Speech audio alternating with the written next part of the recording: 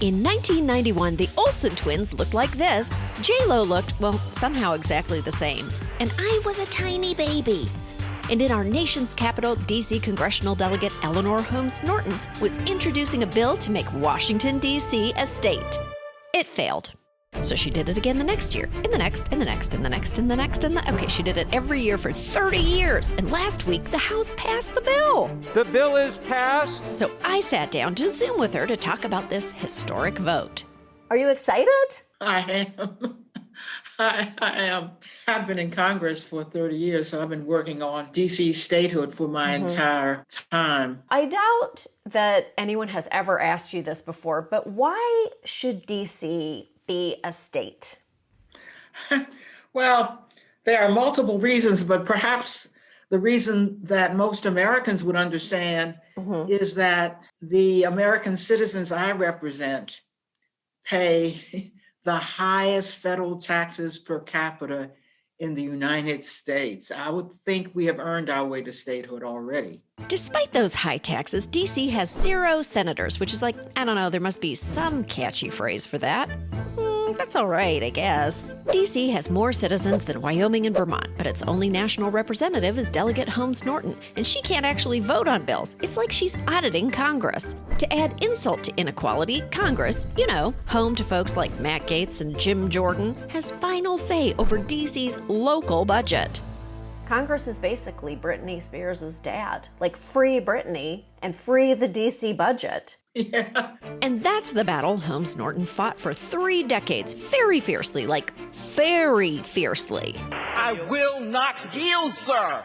The District of Columbia has spent 206 years yielding to people who would deny them the vote. I yield you no ground. You're very passionate about this. Where does that passion come from? I suppose that passion comes from being a 3rd-generation Washingtonian. My own great-grandfather, Richard Holmes, escaped from slavery in Virginia, made his way to the District of Columbia. That means nobody in the Holmes family has ever had equality with other Americans. So I am personally and professionally ambitious for D.C. statehood. Republicans, of course, are ambitious to block that from happening, and they've marshaled their very best arguments.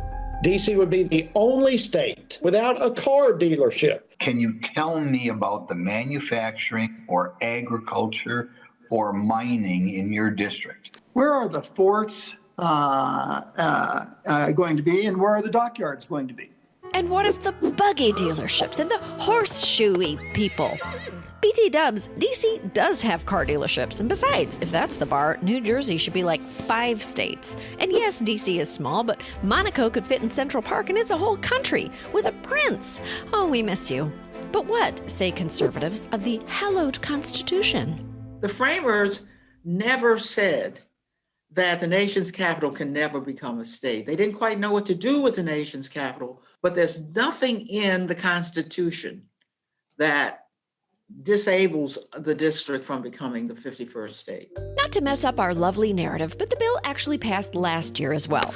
But when it entered the Republican-controlled Senate, the delicate proposal was eaten by Mitch McConnell. But now Democrats are in charge, and they're unified, mostly. How close are you to Senate passage? Like, is it actually going to happen, or are you going to get the big, like, thumbs down from Kyrsten Sinema or Joe Manchin? Oh, no. We recognize that it's harder to get a bill passed in the Senate, but Joe Manchin and Kyrsten Sinema are among the holdouts. But we already have more than 90% of the Democrats. Do you want me to call up Joe Manchin? Because I have him on my phone on rant dial. I'm not sure you are the best person to talk with him. Aw, she's watched our show before. But even with every Democrat on board, statehood may require busting the filibuster.